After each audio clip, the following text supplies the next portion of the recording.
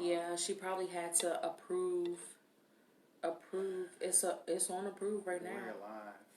Yes. Okay, come on in, you guys. So hopefully, we will have Chastity come in, and it should work from there. Hopefully, it works out now. Hey, so this is what she was looking for right here. Hey, Marie. The invite box. Yes. Okay. Okay. I see.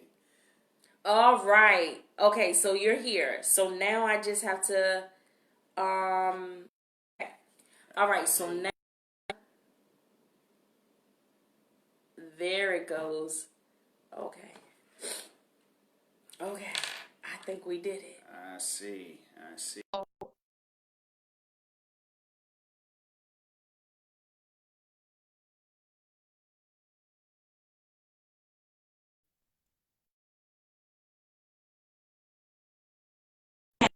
Okay, let's see. Whole talk when we start, so I can show you how to do it. Yes. It's freezing up on your end. Is it freezing up on my end? Okay. Yeah, it is. It is freezing. Oh my goodness. Oh, you know what? Okay, let's see. Is our reception better it's now? Better. Can you see me? Is it freezing? Yes. Okay. Let me try to share. Hello. Let me share. Hey, Vonda. Hey, Erica. Come on in, guys. Hey, Erica. Okay, let me just share. Sorry about that.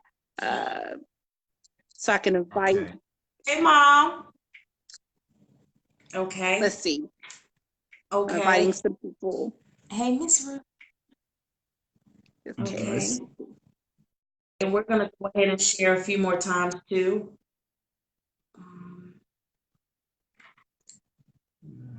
Share to the group. Yeah, and then I think we have to share to the page. I'm trying to share. Oh. Share as well. Let's see. I'm just okay. Sorry about that. I'm trying to share. Oh. Okay. Okay, she said she can only hear you. Someone said they can only hear you. You might have to go out and come back in. They can only hear her. That's what it says right here. I can only. Yes. Let's see. I'm trying to invite a couple people as well. So just once. Okay. Yeah. There we go. Let's see. Okay, no problem. Turn your phone around. Okay, she has to turn her phone around. I have to turn my phone around? Okay. Oh, Erica said turn your phone around. What? Turn it around? I don't know.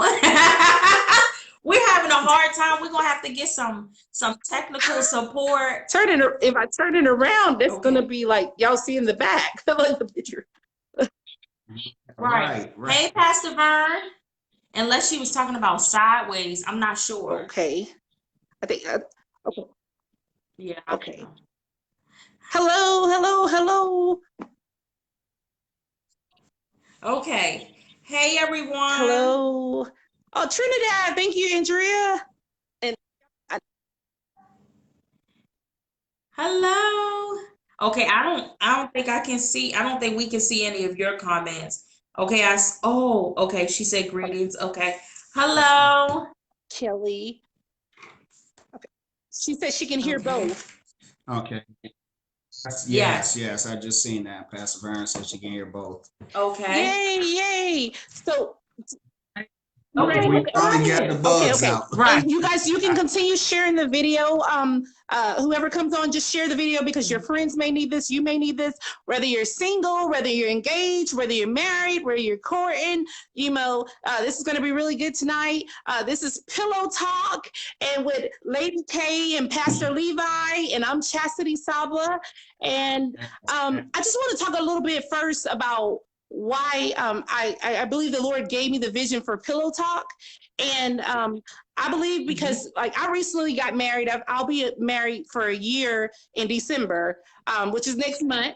And one of the things, you know, everybody's always preparing single women, preparing single people. However, they talk about how to identify your ordained mate, but they don't talk about like the challenges. I mean, everybody says, you know, you hear married couples say marriage is hard, marriage is challenging.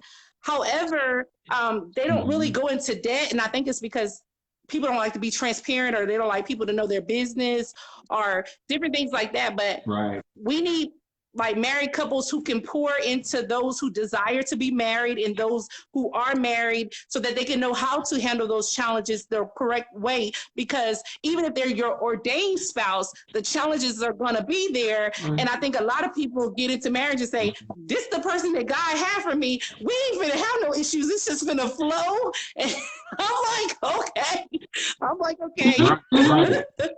You know, so that's why I really, that's because I was like, Lord, there's not really something for that. We can't see her. I can't see anything just here. Okay. I don't know why that is. Can you guys see me? Yeah, I can see you. If you guys have any technical issues, you might want to go out and come back in. Okay, because 2 people are saying that. It says, hi, I can hear all. Okay. So that is the reason why I believe God gave me this, because a lot of times when we don't see something, we are the solution. We are the person that's supposed to create that. When we see a problem, God has created us to be a solution. So I was just like, okay, God, I've been pouring into the singles a lot. However, like I said, now that I'm married, I would like to be poured into as well, but just someone to, you know, just be honest, because I'm saying you can think just because that's your ordained mate or because God put you guys together, that is not going to be like challenges. And the thing about it is you can prepare for marriage, but I'm seeing now that you're in it, that's really going to be the best experience that you're going to get. That's how you're really going to learn by being in it. I mean, you can go to conferences, all of that, but when you get in it, that's school right there. So that's so that's why why I'm doing this. And so I wanted to invite you guys on. You guys have been married for 10 years, right? Or no, not yet. 7 years. Okay. 6. 7 years. So you guys have knowledge and you guys have a family, and you're a woman of God and a man of God. So I was like, okay, let me invite them on. And so that's how we're here. And so I just want to introduce you guys. This is Lady K, and this is our husband, Pastor Levi. And they're going to be talking with us tonight. So I guess they can see me now. Yeah. So, yes. So I'll kind of give you guys the flow, and then like you guys can just flow as led. And then if at the end, if they have any questions, maybe you guys can answer them. Or you know, if if I have a question, like, you know, I'll give y'all feet, you know, back. Okay. Yes, absolutely. Absolutely. Okay, so however you guys want to do it, that's fine. I guess if you have questions, you can ask. I'm not sure. Did you want them to tag to no, you can just ask your questions right at the bottom. All right. Yes. But we've been married for 6 years. Yeah. So I guess when I heard the title of Pillow Talk, it was just like a no-brainer. You know, the first thing you wanted to do is talk about communication. You know, Pillow Talk. A lot of times when you're married, a lot of deep conversations, a lot of intimate conversations, a lot of transparent conversation happen during the time of Pillow Talk. A lot of interesting things, and nothing, you know, sensual or anything like that. But we want to just touch on those bases where it's necessary to have that communication. Communication, period. And that's going to be a key when it comes down to having a successful marriage. We talk about this on our platform, More Than Marriage, all the time. And we have to realize, and we have to, you know, just focus on communicating. How would I know you Or how would you know me if we don't never open our mouth and talk about things? Absolutely. You know, talk about one another, talk about our feelings, talk about your feelings, talk about, you know, the household. How can you have a successful household when you don't even talk about the household? How can you raise your children when you don't even communicate, you know, concerning the children? You know, it can't just be my way, or it just can't be my wife's way. You have to communicate these things. And a lot of things in marriage, a lot of times in marriage, you know, we overlook things, we skip over the important things, and we want to just gravitate to the look of things and not deal with the meat of things, you know. So yeah, so we want to just pour into someone and open up this revelation of communication. I think we broke it down into 3 different things as far as pillow talk: communication, we talked about transparency, and then we talking about intimacy, you know, because pillow talk, you know, to me, that's intimate also. It is. Any form of communication is intimate. It is. It is. Because you're opening yourself up. And you don't really have to, but when you're married, it's necessary. It's necessary. It's necessary.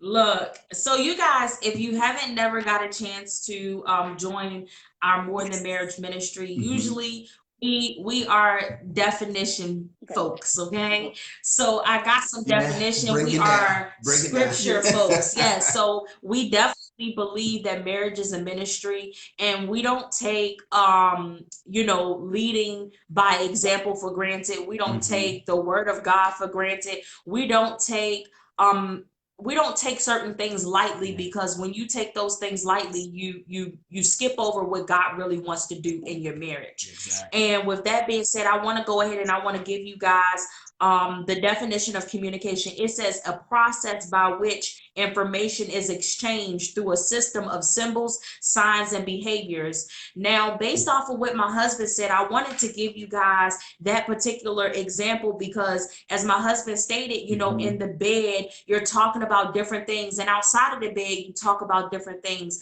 When me and my husband is in the car together and we're on our way to different places, we talk really, really deep conversations. And so now let me just throw this in here. You know, I'm gonna act like we're on our platform. So you know, forgive me. Go ahead. You know, but I just have to be me, you know. But sometimes my wife get in deep conversations and catch me off guard. And I was like, baby, I might have to answer that, you know, when I get home and not. Yeah, or it's a, do we have to talk about this right now? So, but that's good. That's good, you know, because you always want to have that open communication right there, you know. Deep conversation where you're like, well, I really wasn't thinking about that right now. Give me some time. Let me dwell on it, you know, and get back to you. And that's what I have to do sometimes. I'm telling you, you know, because sometimes I don't just think about anything deep.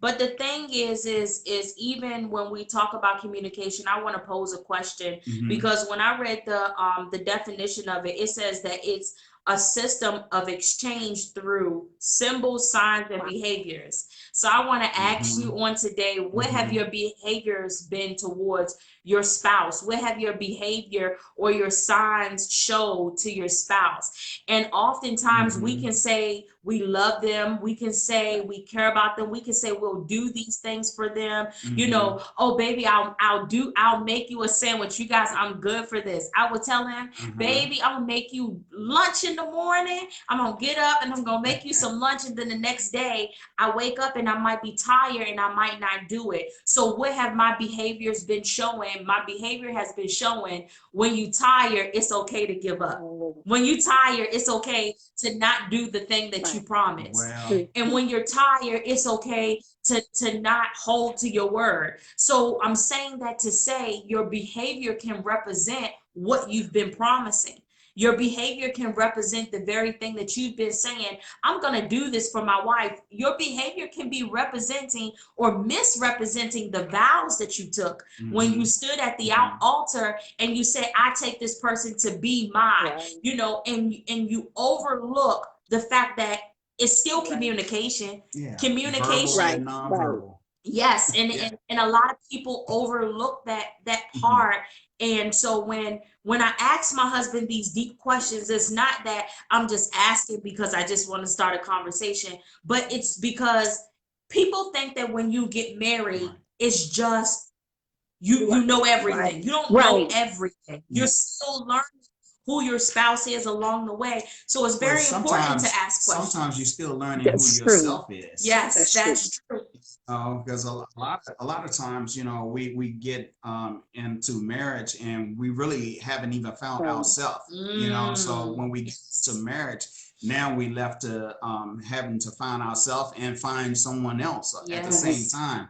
And sometimes that, you know, you have a conflict there, you know, because in the midst of you trying to find yourself, you think the other party is supposed to be like you, but they're not, you know. And then it's when you get to a point where, you know, now two people are having to find themselves, you know, you know, you have to have that understanding and that patience. That's when all of that stuff has to kick in, you know, because not saying that, you know, it's going to be hard to get over that or anything like that, but you have to have patience and understanding and to work through that. But that's all a form of a part of communication, because you have to talk about it. You have to. Baby, I don't like peanut butter on my jelly sandwich. You know what I'm saying?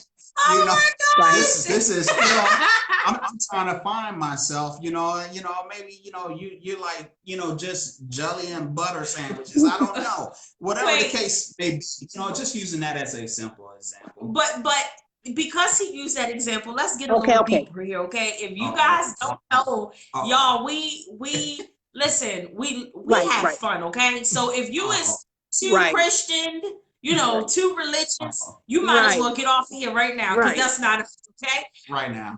Right now. Okay. But you guys, my husband has this thing with him where he thinks that his sandwiches are supposed to be made like McDonald's. Toppings belong at the top, right? Okay, listen, y'all, catch this, okay? On the top. This right here is gonna preach to your soul. That's why it's called toppings. Listen. It goes on the top. Let's talk about this. So the sandwich. Look, this can save your marriage. This for real, it can. It can. Okay, so about the sandwich situation. So he says, baby, I want my toppings on the top. And I say, okay, baby, what's the difference between the top and the bottom? He says, the meat goes on and then your toppings and then the top. He does not like his mayonnaise at the bottom. He does not like any of his dressings at the bottom, okay? Listen, y'all catch this.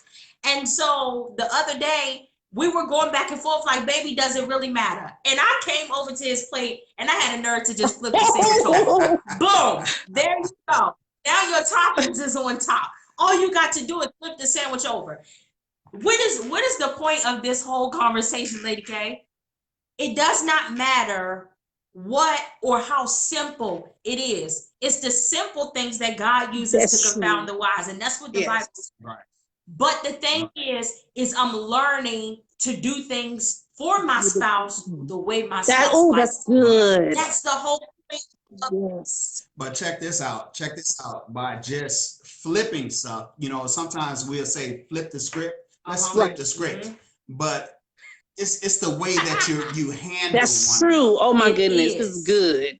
This is good. You know, you have to be careful in the way. And then this may be a simple example again, but you have to be careful how you handle one another. You have to. You know, because you know it can be offensive, and nothing may not be said about it, but it can be offensive.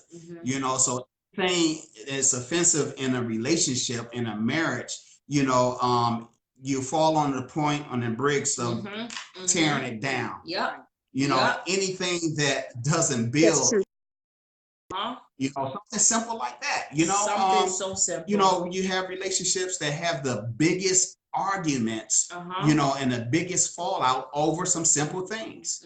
You know, and why do we do that? Because of lack of communication. Yes. Listen, y'all. I told my husband the other day, I said, listen, I promise you, the most pettiest thing I probably would say if we got into an argument was, well, I don't like how you tie the bread up. so it's the simple things where it's like you have to make sure that you understand. People think that I didn't say nothing to you that will hurt your feelings. It's not about what you said. Sometimes it's the sound, the voice that you use, the way that you say it. And you have to be very careful because, you know, your spouse has feelings just as well as you do. And a lot of times we go into marriages and we go into relationships with this mentality that we gained along the way of growing up, with this mentality of, okay, I'm going to talk to my spouse the way my mama talked to my daddy. Or I'm gonna let my husband talk to me the way that my daddy talked to my mom. But what happens if that wasn't a good representation of what you should be? Then what? Then what happens? It's like we when you get married, sometimes you have to throw away everything that you know to learn everything all over again.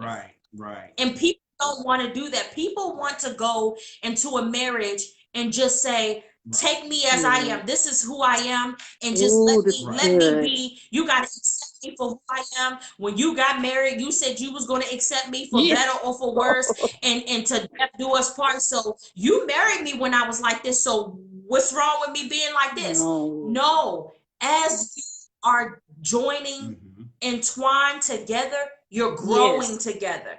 Just like you're in school, you grow. You don't stay in the first grade all your life. You go, as you pass tests, you get into higher grades. Same thing with your job. Who desires to have a bottom level position? An entry level position. No, we desire to go higher. I don't know about y'all, but I would love to be a boss. I would love to be a business owner, and which we are. We both are business owners, which it still is somebody over top of that, if that makes sense. So everywhere you go, no matter what your life is, you have to learn to reassess. You have to learn to transition. You have to be prepared to accept and embrace change. You got to be prepared to let go of what your thinking is, because sometimes we can think something is good for us or something is good for our marriage, and it's not.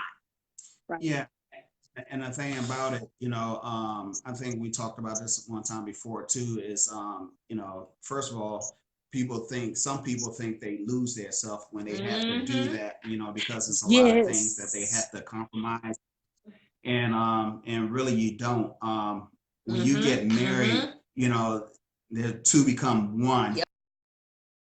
If you look at it right and have the right mindset, it means that, you know, now I have someone with me and we have a common goal, and there's nothing that we wouldn't be able to accomplish, you know? It's something about, you know, when a man have a good woman, you know, behind him, it's like, you know, I don't care what the obstacles in front of me is, you know, long as my wife is behind me, you know, we can overcome any obstacle. You know, so be that wife. You have to be that wife, you know, that virtuous woman, you know, you have to be that. But when we on our wedding, one of our songs was it was a R&B song, worldly song, and it said, you know, I'm a movement by myself. But I'm a force when we together. So baby, you will make me better. That was so prophetic. You know, that's a, you know, we're good by ourselves, but when we're together, we are forced to be reckoned with, and that's what marriage should be. You know, especially when you have God in the center of it. You know, there's nothing that you wouldn't be able to accomplish. You know, there's no height that you wouldn't be able to reach. You know, and that's where we trying to get people to. You know, because there's no limits. There's no limits. It's no limit to what God can do. There's no limits, but you know, the first step is communication. And submission. I'm sorry. We didn't even mean to go there tonight. Was submission the No, it was not. It was not. Chasity, you might have to help us with this one. Listen. Was submission part of Yes, it's needed. It's needed. Wait, you guys, we have a question. We got a question that came in. Now, okay, Chasity, that might cause some problems. I know. Listen, we have to learn though. My question is, how do you learn how to communicate in a way that's healthy in your single season? Your single season. Oh, well, I'm gonna. I guess I can pose my answer first. Well, one thing. Well, Chasity, do you want to go first? No. Go ahead. You guys got the floor. Oh, you guys have the floor. Okay. Well, first, I would definitely say that you have to first. I say, okay, so let's just pause for a second. First things first is the Bible says a man that findeth a wife finds a good thing, right? So you have to be very faithful over the few things that God has already made you ruler over. You have to make sure that you're showing a good representation of who you are, what you desire, and you need to make sure that you know who you are, because at the end of the whole situation, if you come to the table not knowing what you want, accept anything. So you have to make sure that you come to the table knowing what and you have to put it out there. Listen, this is what I desire. I'm not bending, I'm not shaking, I'm not moving. And then this is what I require. I'm not changing those things. Now, am I saying put your requirement? She's talking about standards. Yes, I'm not. Yeah, that's what I'm talking about. Standards. We're not talking about, you know, you just being stuck in your way and stuff like that. We're talking. She's talking about standards. Yes, you know, having a certain standard. So having standards like, this is what I'm not going to do. I'm not going to be, you know, putting myself in positions where I will compromise who I'm called to be. Because at the end of the day, let's be very frank. Nowadays, being celibate is very hard. It's very hard. Being very honest, being celibate is very hard. But also, getting a soul tie is even harder to get rid of. Okay, so wait. So you're talking about but let's pause, because really you can bring soul ties into your marriage, and it could have been that very soul tie that you got while you were supposed to be celibate. Okay, but we're gonna slide. I'm gonna karate chop that to the side for a second. But what we're saying is be very mindful of what you do. So having a healthy communication level, like, listen, this is, now I do like you, I really do, but this is what I desire. I desire to be a wife. But don't have a desire, but you're not showing the representation of what you desire. The Bible says you shall know them by the fruit that they bear. What is the fruit that you're bearing? So show the fruit, and believe me, the person that needs the fruit will be a good picker. Right. And I want to say, you know, always be truthful with yourself, and be truthful with others too. You know, a lot of times when we're dating, you know, as singles, you know, sometimes we don't be truthful. When I first met my wife, you know, she knew everything about me, you know, because I just put it out there. You know, this is this, this is that, you know, and my reaction is, okay, you know, I laid it out on a table, you know, where you can take it or leave it. You know, so if you accept me, you're gonna accept me as me. You know, so you don't want to say, you know, you know, to present yourself as a baller, but you know, you're at $10 an hour. You know, for example, you know, you don't want to give off any false indication that you're something that you're not. You know, so you want to be truthful. You know, you want to be truthful to yourself. You want to be truthful to others. That's healthy communication. Yeah, and you don't that's take that's the start of healthy communication. And being truthful, what I always felt that my husband did for me is he gave me the gift of being able to say yay or nay whether I want to deal or not. And so a lot of times you come into these situations and the person don't even give you the ball. They never pass you the ball. So you're playing a game, and you on the same team, but you never get the ball. Does this make sense to somebody? You never get the ball. Who plays on the team and never get the ball to be able to make, to show, listen, I'm worthy of making this shot. I might even have the winning team shot. I might have the shot that'll get us to the next level. Now, you might look at this as a ball situation, but it's way deeper than that. I'm saying when my husband put everything out on the table, he passed me the ball and said, okay, now it's your turn to shoot. What do you want to do with what I gave you? And so accepting him for who he was, I believe it showed him my heart, but it also showed me his heart. His heart was that he's going to be truthful to me.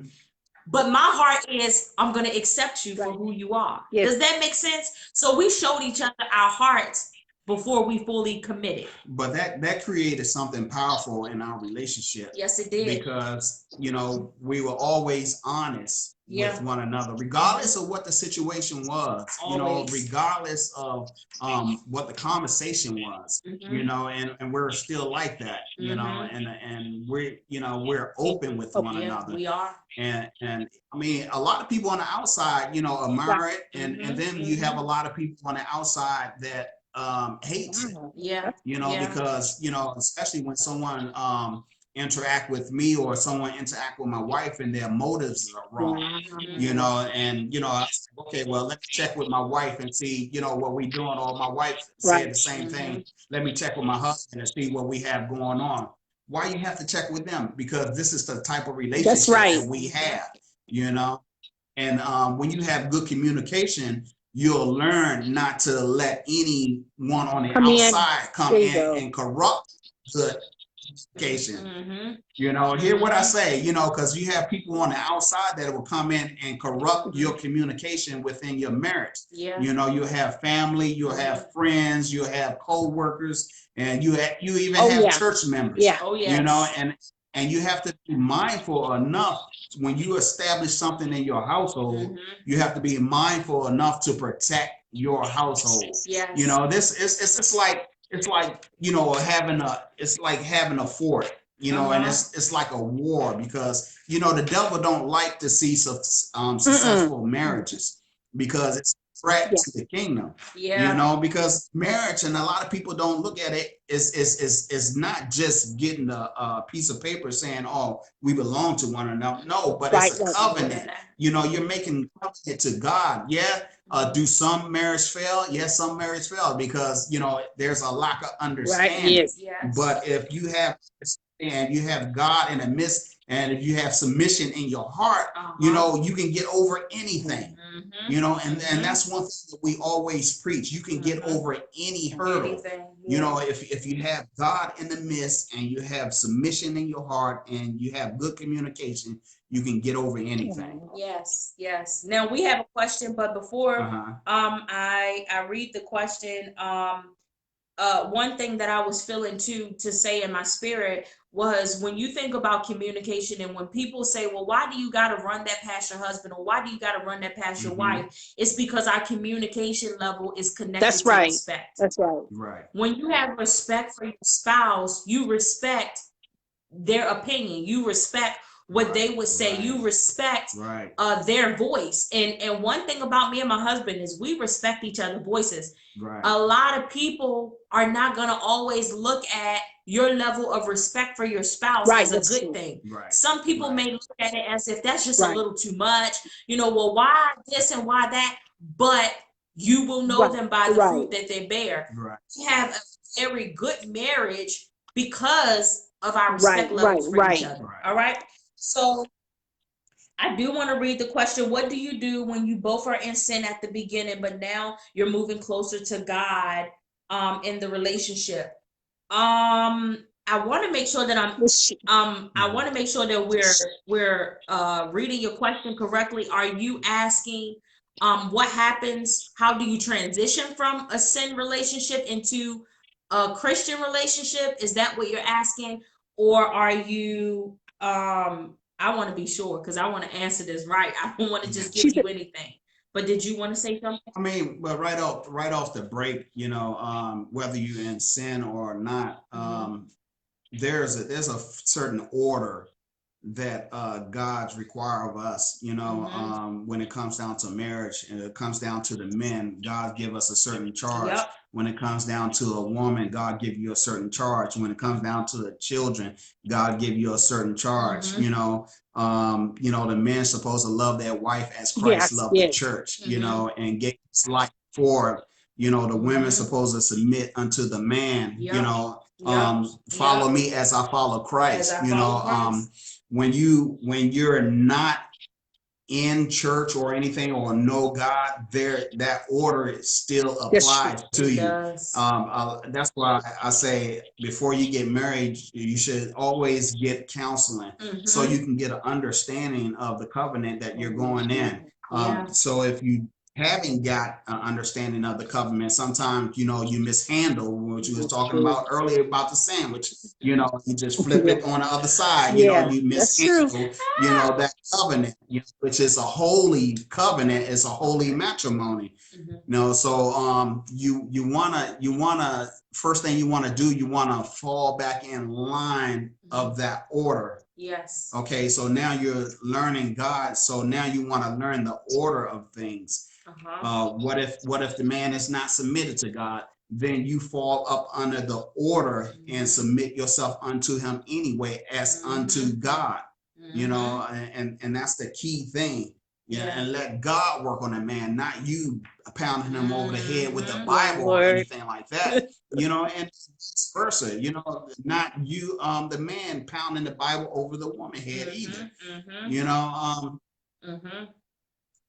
we get caught up in this thing of religion a lot of time, and do things we do things in the name of God, claiming it God, but we're doing more damage than good. You know, the Bible say love covers a multitude of sin. You can have tongues of angel. You can, you know, call down fire from heaven. But if you don't have love, you know, so if you have love and you display love in your marriage, whether the other person is doing right or doing wrong, that love is going to cause them to be convicted. If I'm not doing right and my wife is still loving me and showing me love, it's going to cause me to get convicted. You know, it's just something on the inside. It's going to cause you to get convicted or be convicted. And that conviction is going to cause me to do right. It's going to cause me to want to do right. And a lot of people don't want to go, you know, through anything because they don't want to, you know, be played the fool. You know, but it's a process. You know, it's saying all of that because, you know, to go back and say that it's a process. It is. And it's work. It's work. And I was gonna say, oh my gosh, I don't really need to say a lot because my husband pretty much touched everything that I was going to say. I bounced that ball all over the place. Right. is definitely still remain submissive to your husband because at the end of the day, the husband is still the head of household. That's just the way God has it. And you can't say, okay, as an example, you can't have a job and your manager is not being a good manager. So you start deciding you're just going to do what you want to do because my manager ain't doing what they supposed to be doing. So I'm about to go ahead in this back and I'm about to flip these burgers, or I'm about to go ahead in this back and I'm going to start passing out work to everybody that I know because the manager's not doing what they're supposed to do. At the end of the day, that is still your head. Right. It's still your head, and you have to be obedient, you have to be submissive, and you have to do it God's way. And a lot of people don't get that. And then let me tell you something about God, You guys, can I tell the truth for a minute? Tell it. When me and my husband first met, I knew God, but I wasn't in ministry like that. I didn't have a relation. Let me say, I didn't have a relationship with God. I just knew that God was, he was just the creator. He just God. That's all I knew. But it was something about watching this man pray. It was something about watching him seek God. It was something about hearing him speak in tongues. It was something about all of this. And I'm saying this to tell somebody, it wasn't his push on me. He never tried to push God on me. He never tried to tell me, this is what you got to do. You need to get saved. You need to get your life right. He never did any of that. He just sit back and he let God do his work on me in his time. And I just remember God pulling on me through seeing the things that he was doing. And I remember hearing my husband. I remember one time I was in the kitchen cooking him breakfast, and I just heard, it wasn't exactly my tongues, but I just heard him just praying. And I was like walking from the kitchen, and I peeked up the stairs and I said, what is that? And he was just going in. And I was like, oh my God, I want to pray like that. I want to be like that. And it was something about me. Then I started to go to church, right? And then I remember telling the pastor, I want the Holy Ghost. I want the Holy Ghost. I want to be able to speak in tongues. And I want to be able to shout. And I want to be able to just be pleasing to God. And I remember just being obedient. But the whole point of what I'm saying, it wasn't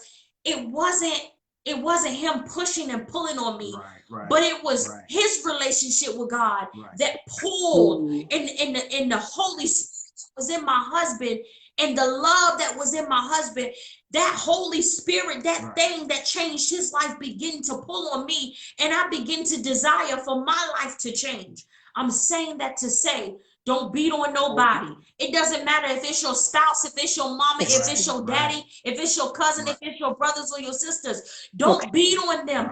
Allow your life to be a representation of, okay, so that's what it feels like to be saved. Oh, so that's what happened when you saved. So God begins to make a way when they ain't got no money, they ain't got no food. All of a sudden, something happens. Something drops for them. They're trying to figure out how they're going to pay their rent. And then all of a sudden, something happens for them. Their car breaks down. And then a week later, they got a new vehicle. God, how is this happening? It's because you shall know them by the fruit that they bear. You're beginning to see that, okay, if this is what it's like to serve God, I got to do what's right. Listen, y'all, I was so pressed that day when I got filled with the Holy Ghost. I remember calling my husband and saying, guess what? I got filled with the Holy Ghost today. I spoke in tongues. And it wasn't y'all, it's a long story, right? But it wasn't that I was so excited about the fact that, oh, I got the evidence of speaking in tongues, but it was that I built my own relationship with God. And now that I have a chance, then now I don't have to tell my husband what my prayer is so that he can go and pray for me. But now I got the ability where I can go to God for myself and say, listen, God, this is what I desire for my family. This is what I see for my family. And God, I'm putting all my prayers out. I'm putting all my tears out. I'm putting all my worship out, all right here in front of you to say, God, do something with this.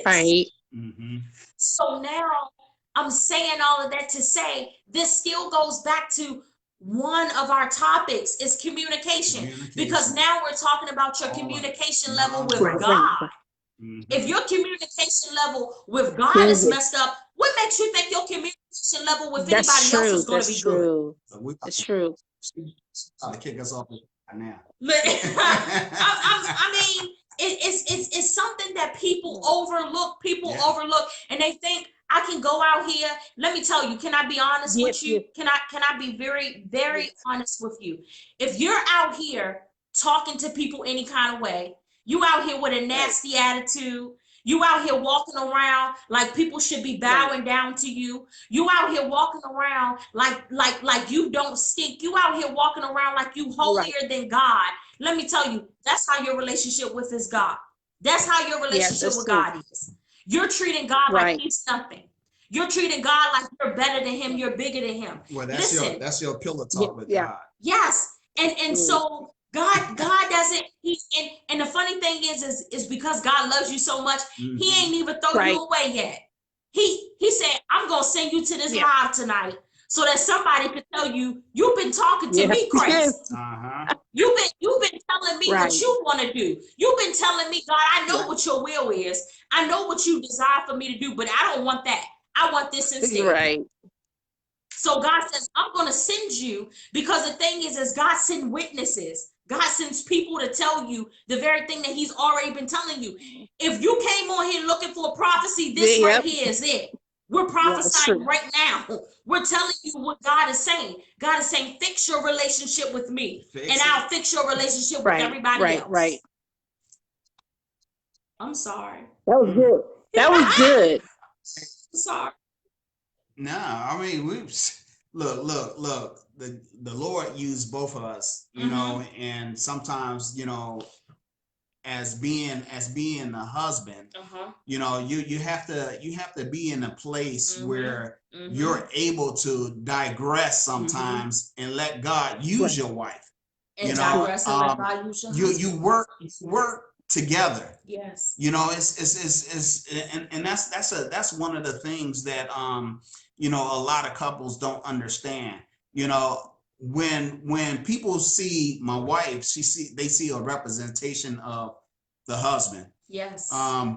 When they see me, they see my wife also. You know, we're one, the two became one. Yes. So if you see one, you know, walking and demonstrating the power of God, you'll see the other at another time walking and demonstrating the power of God. That's right. So if God want to speak through whoever he want to speak, you know, through at a particular time, then that's what he do. And you have to be okay with that. Now, that's just a side note for the ones that's in ministry, because marriage is ministry. Yes. And a lot of times, you know, we have, you know, couples in ministries that's going through things because, you know, the particular religion, you know, teaches that the man is always in the forefront and the wife should be setting to the side, not saying a word. If you have anything to say, you say it when we get home, you know, and God, you know, can't use her, and God has put a word in her belly for the people.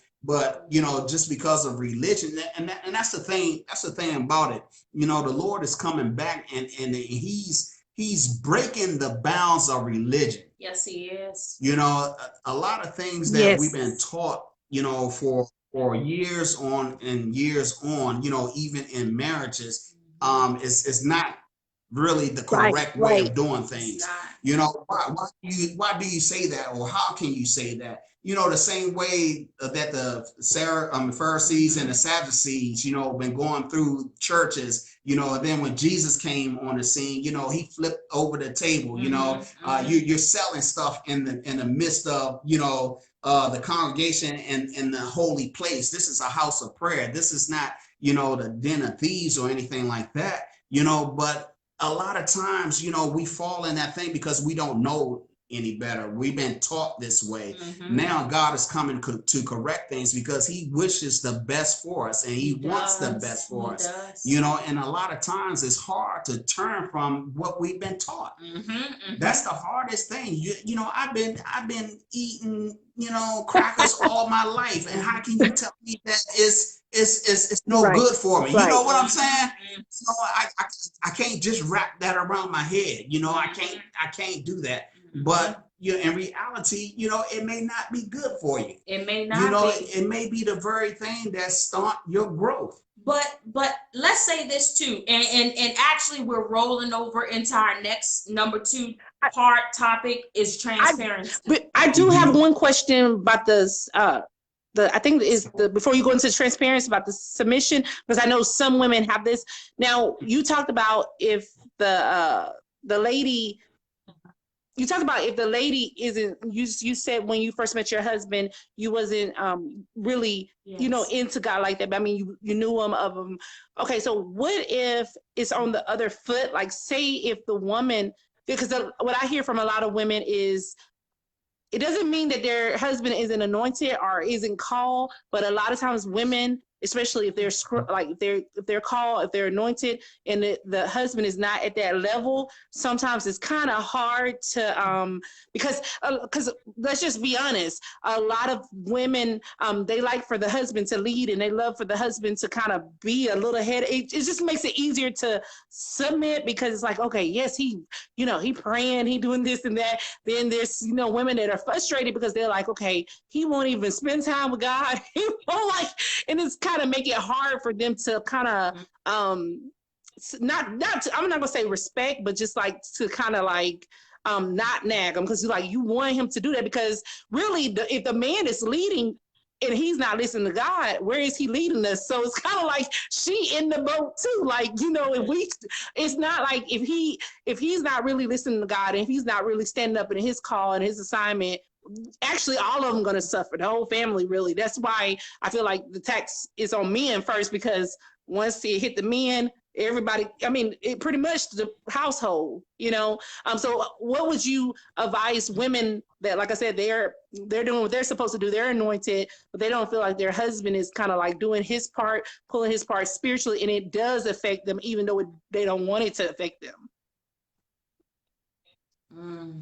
Go ahead.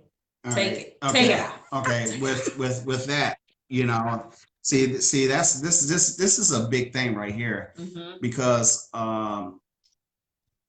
just because a man don't do the things that you think he should do doesn't mean that he doesn't have that relationship with God.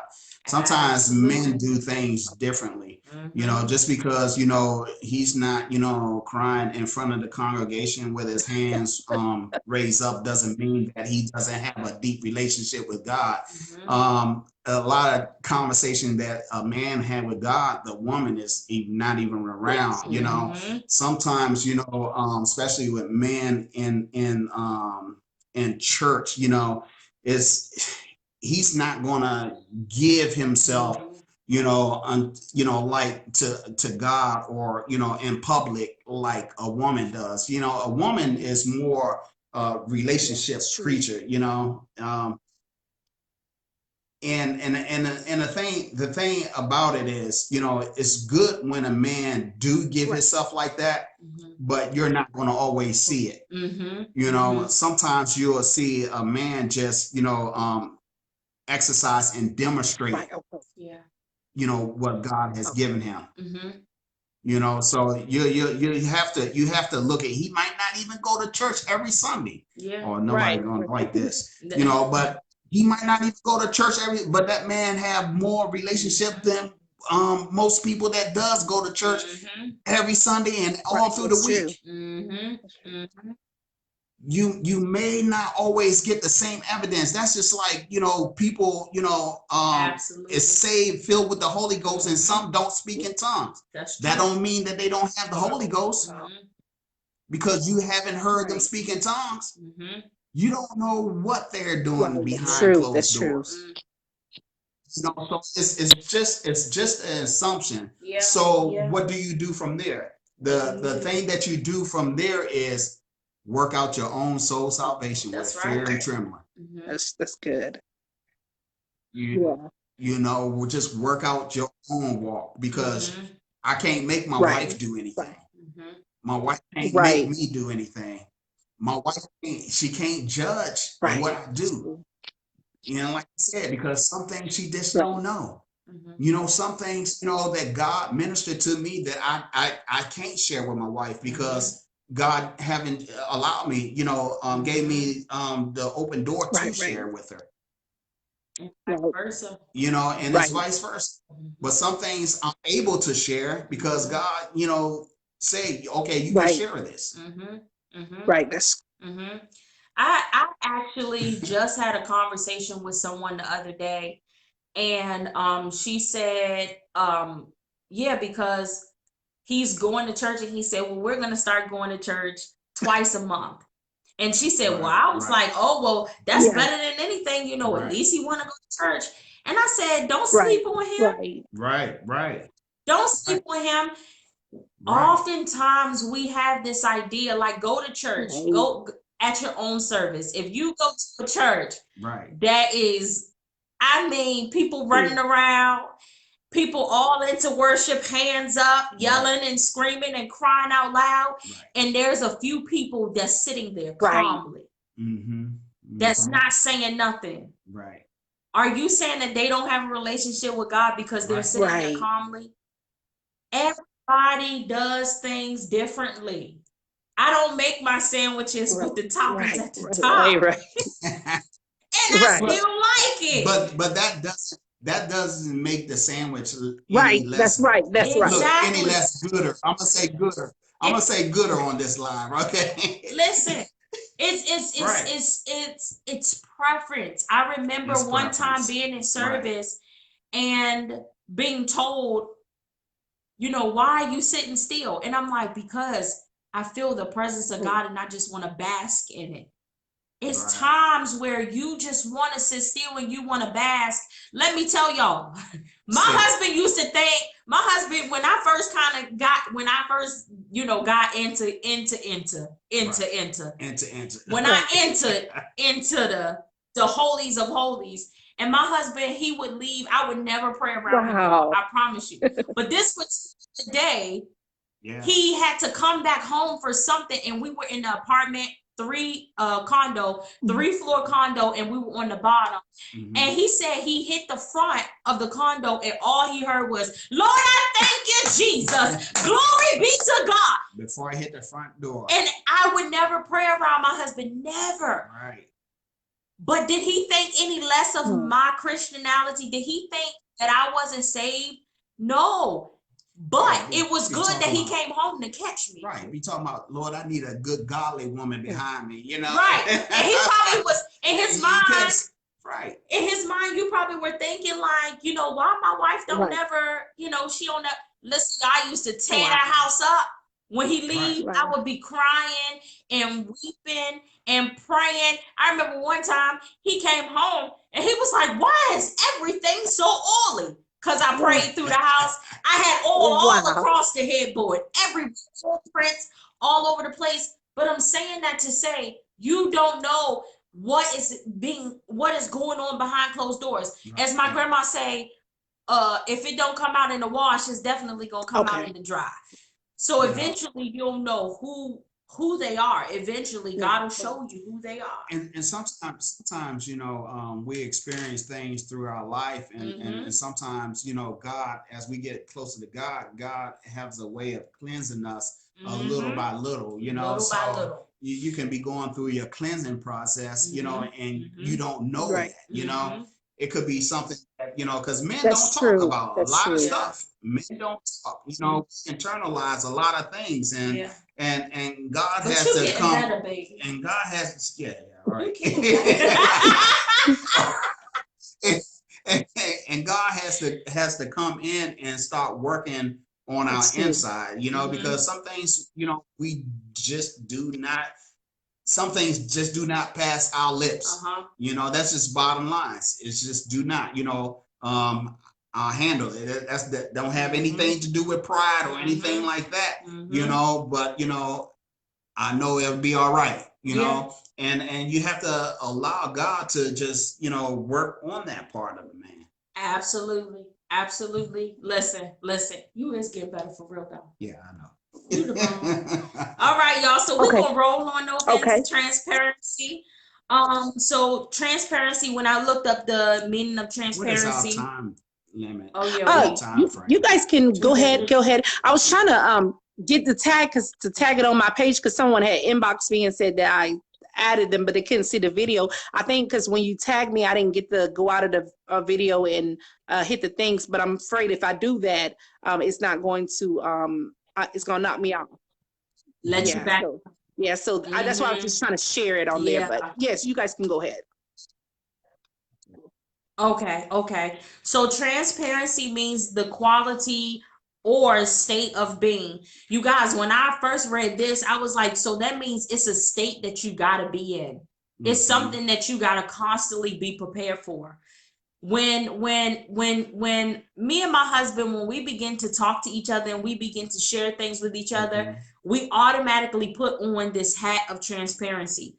You have to understand that it's going to be times in your life. Listen, you got to be transparent. If you can't be transparent with anybody else, you got to be able to be transparent with your spouse. But let me pause there. Somebody put a sticky note right there. Sticky note been placed. Okay. The problem with a lot of things here and there nowadays is a lot of people don't like to be transparent, because when an argument happens, all of that transparency is being thrown into their face. Well, you said you cannot do that. What happens is then you lose your spouse trust. And that's the last thing you want to do, especially a man. Let me tell y'all the truth. Us women, I'm gonna be honest. You know, we could say, I remember last week when you said but you still forgave them. You remembered it, but you forgave them. Men are different.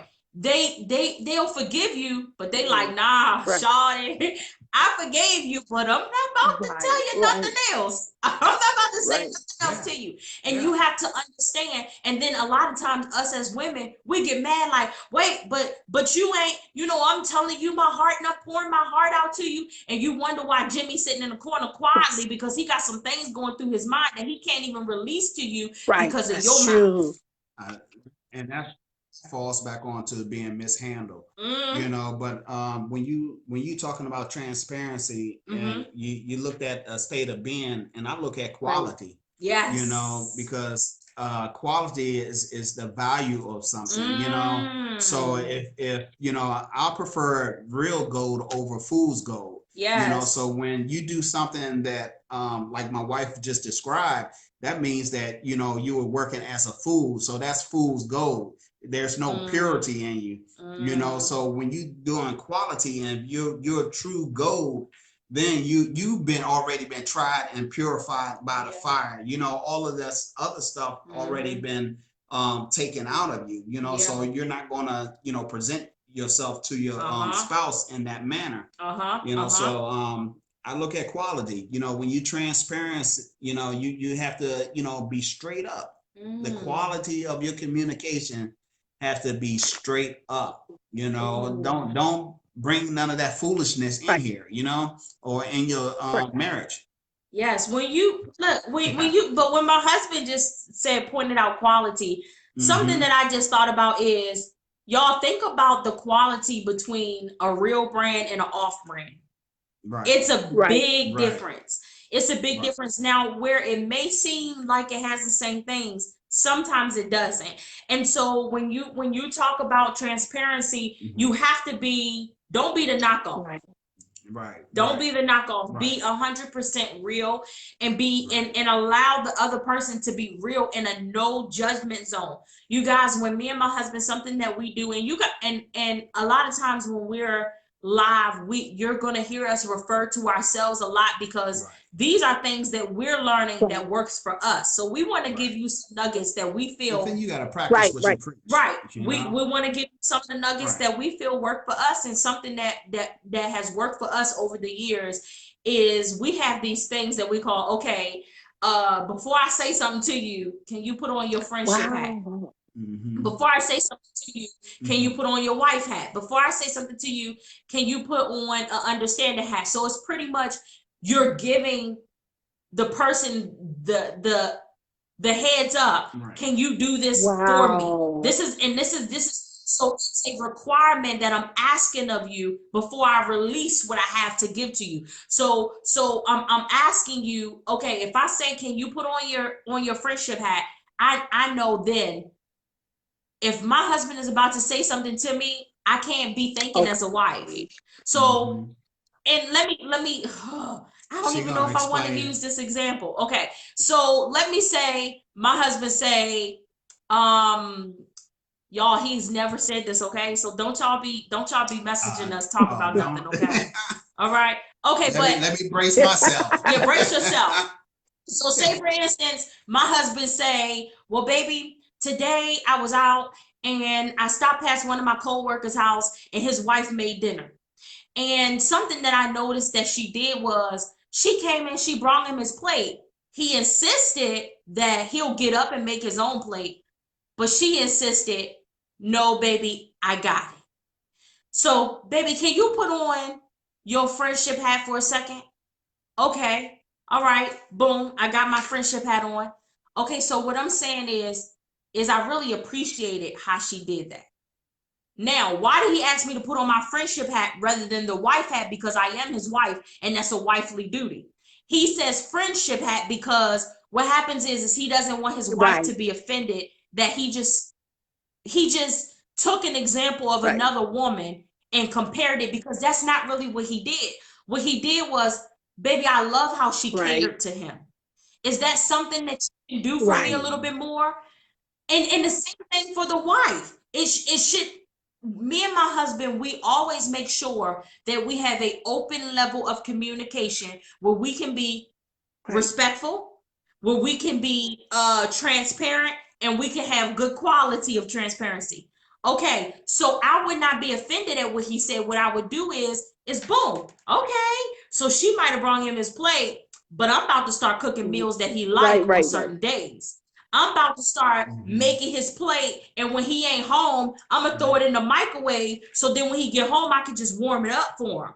So it's things like that. It's not to say, you know, take offense to what they say, but when your spouse say something to you, this is for the men and for the women. When your spouse say something to you, take it for what it is. Do not look at it like it's something that's or they're trying to change me. They trying to make me do this. No, they're telling you something that they enjoy. They're telling you something that they notice. They're telling you something that they maybe have dreamed about when they were a kid. Oh, when I was younger, I used to always wish that my husband would buy me my first house. I didn't want to buy my first house. So it's the small things like that that you gotta really pay attention to, is that your spouse is not coming to hurt you. And if they are, that's bad. But your spouse is there to love you and to give you some good nuggets here and there. Like, baby, you know, my husband would say, baby, I like how you made this bread pudding this time, but maybe next time, could you try to take it out a little sooner so it won't be, I like it a little more moist. Does that make sense? So it's not that he offended me, but at the same time, that goes back to what we said in the beginning. He used his words properly. You have to know sound and what you say and how you say it. Right, instead of saying, I want this dry bread pudding. You know, why don't you take it out 5 minutes early? He didn't say it. But that's foolishness. That's a low quality right there. That's fool's gold right there. But wait, it's been a time that he said, I'm about to flip this oatmeal up on the ceiling. It's been times that he said that. I laughed because in a joking way. Yeah, in a joking way. To me, it was funny, but it was also my battery's about to die. But it was also just the fact of knowing, baby, thank you for doing something a little bit better for me. And it also shows I heard him. I didn't just let him say what he wanted to say, but I listened. Right. All right. Yes. We're gonna do it. Okay. My battery's about to die. Okay. So is it by you got another minute or no? Or is it? Yeah, it says it. I'm on 15%. Okay. So you Okay. So we're gonna go ahead and go to the next one, which is the last one. And the last one is intimacy. Oh, you want to go ahead? Go ahead, Chastity. You had some questions. There was someone wrote a question, but I was saying you can go ahead. But there was I think there was one lady that had a question. But if you guys can go ahead and flow that way, and they can have questions later. It's not what you say how, but it's how you say it. Yes. Okay. Okay, baby, you want, there it goes right there. That was the question. Yeah, I seen it. Oh, okay. Okay, so we're going to go ahead and we're going to talk about intimacy. And the definition of intimacy was something of a personal or private nature. Oh my gosh. Personal things. It's some things that my husband has shared with me out of confidence. I cannot take those things that was private and personal and go and tell my best friend because we were having other family, mother, sister, brothers, whatever. Because we were having just a good conversation. When your spouse is saying certain things to you, they're talking to you in a personal situation, telling you something that's very intimate, telling you something that's very personal. And it's yet again a no judgment zone that goes back to being transparent, because they're being transparent with you. And that goes back to communication. He's communicating something through his level of transparency where he's being intimate with you. Right. Yeah, that was especially teaching us how men, because it's important. Women, we're important too, but it's like what I learned, and I've been learning before marriage, but I'm learning definitely in marriage that men and women do not think alike. It's like, like men don't understand how we think, and we don't understand how they think. Exactly. And it's a learning tool along the way. Yeah, it's experience. Yeah, it is. It's definitely an experience. And you got to take in consideration both parties. But it's you know, it can be a good experience. You know, it's a good journey. It doesn't have to be, you know, all kind, you know, like a hardship or anything like that. You know, there's treasure in getting to learn one another. You know what I'm saying?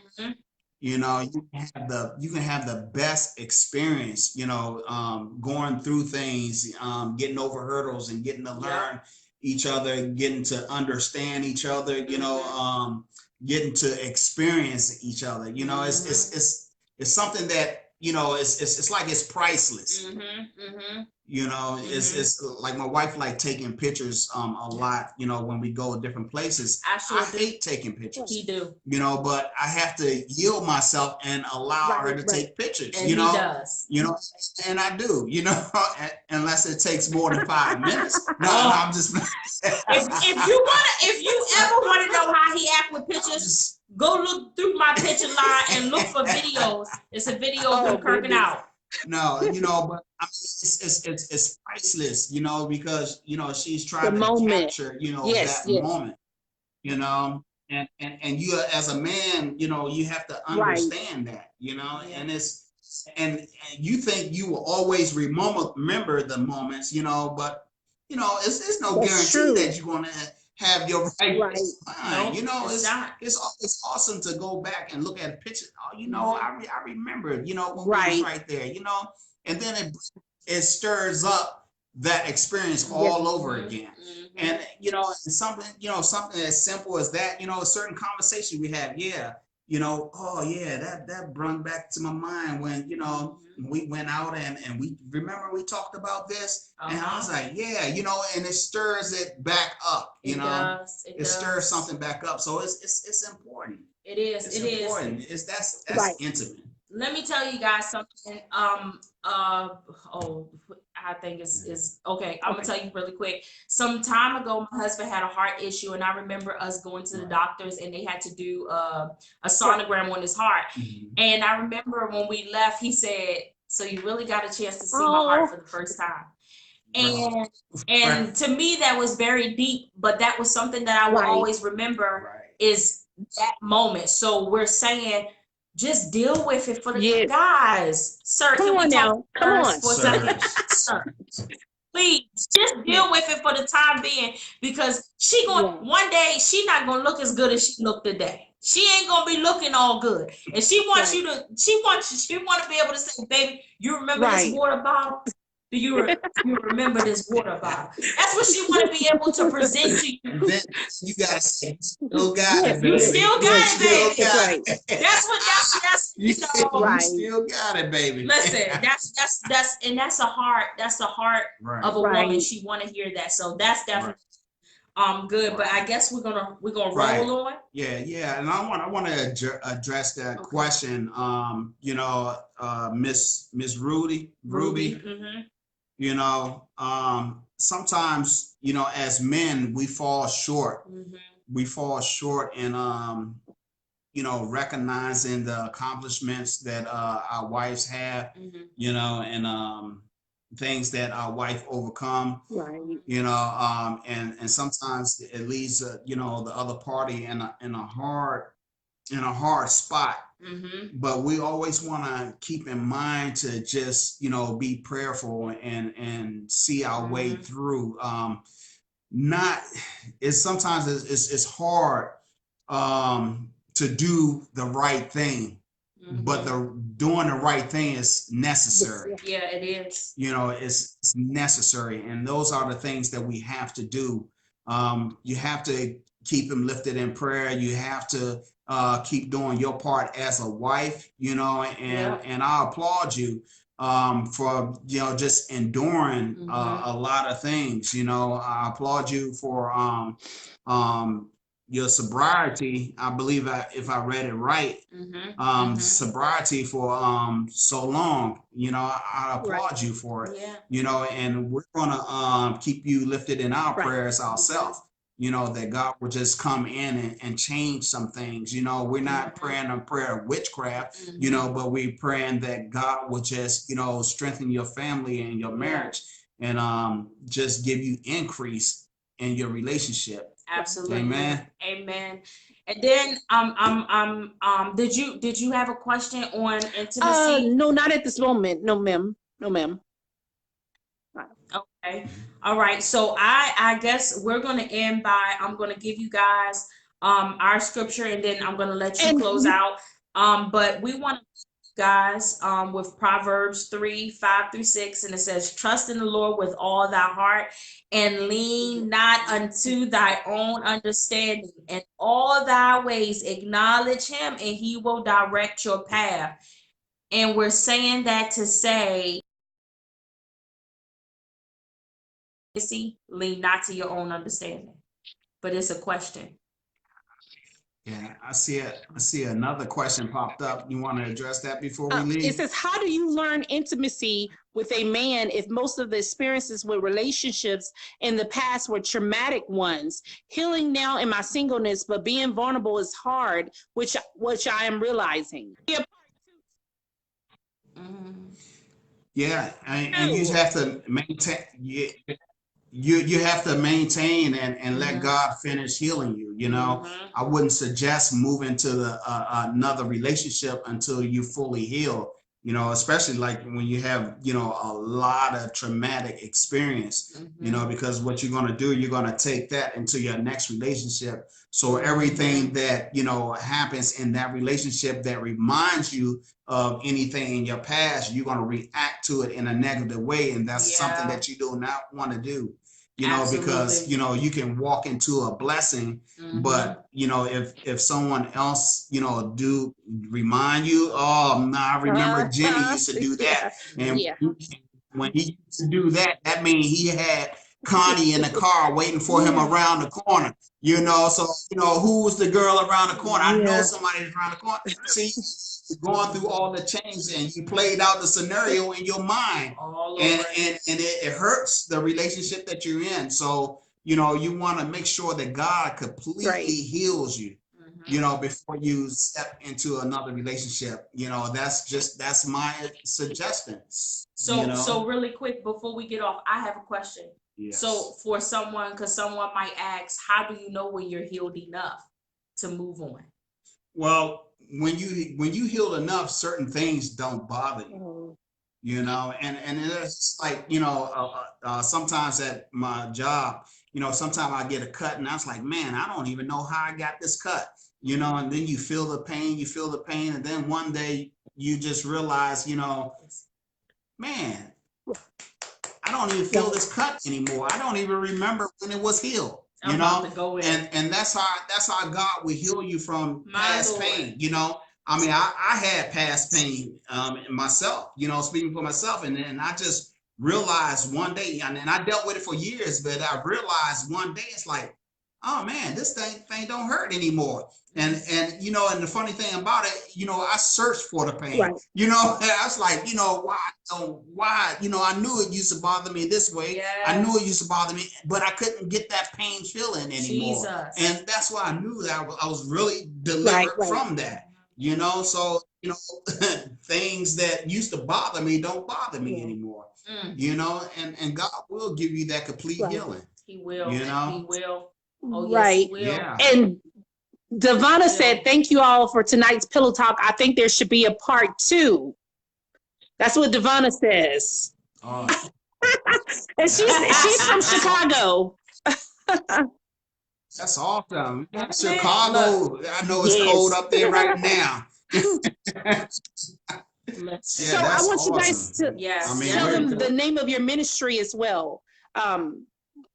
And talk about what you guys do and the group that they can add and all of that. If the battery won't go out by then. Okay, go ahead, baby. You can tell them. I'm gonna post the link. Okay, I'm thank about you to so post the much. link so my husband can tell. All right.